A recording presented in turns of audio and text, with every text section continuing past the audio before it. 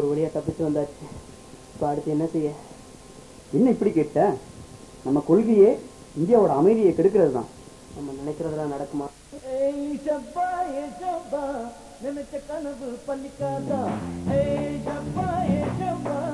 அடிச்ச கனவு திறக்காதா, எண்ணி வந்து வெற்றியாகும்.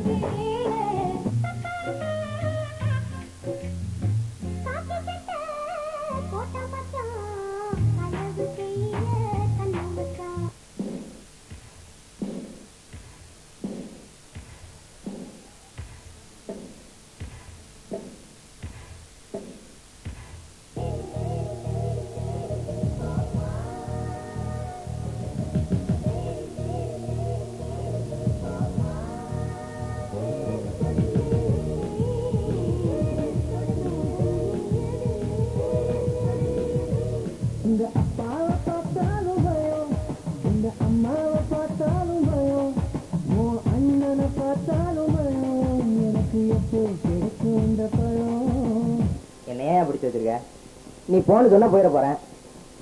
என்ன பிடிச்சது போல பீக்ல இருக்கிற ஆக்டரை பிடிச்சின்னா அவன்கிட்ட இருந்து நிறைய பணமாக உனக்கு கிடைக்கும். அதையே நீ யூஸ் பண்ணிக்கலாம். நீ சொல்றதும் கரெக்டா இருக்கு. இப்ப நம்ம பிளானுக்கு பணமும் ரொம்ப முக்கியம். டேய், அவனை பிடிக்க ஏற்பாடு பண்ண. இன்னைக்கே தூக்குறேன்.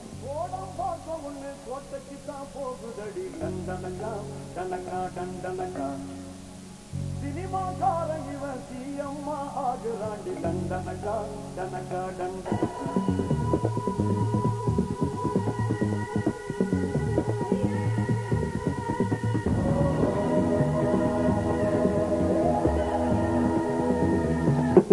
என்ன ஏன்டா பிடிச்சிட்டு வந்தீங்க?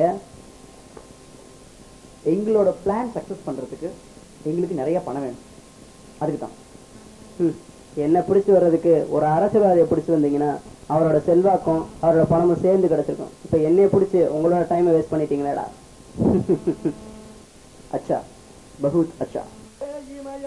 எங்க ஊரு சாமி மாற 8 தசை நடுங்க 8 வச்சு வராரு.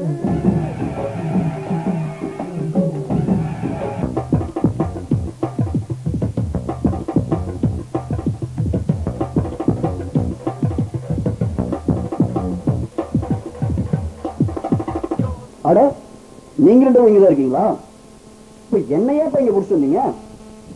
நீ நாட்டுக்குள்ள இருந்தாலும் சரி காட்டுக்குள்ள இருந்தாலும் சரி மக்களுக்கு எதுவும் செய்ய போறது கிடையாது. உனக்கு தேவை பணம். அதை நீ எங்க கிட்ட வாங்கிட்டு நாங்க சொல்றதை நீ செய். சரியா?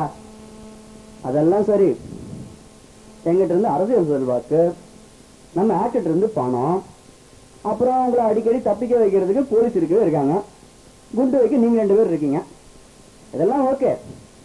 இந்த பிளானை ஒழுங்கா பண்றது படிச்சவன் கண்டிப்பா வேணும்ல. அதுக்கு என்ன பண்ண போறீங்க?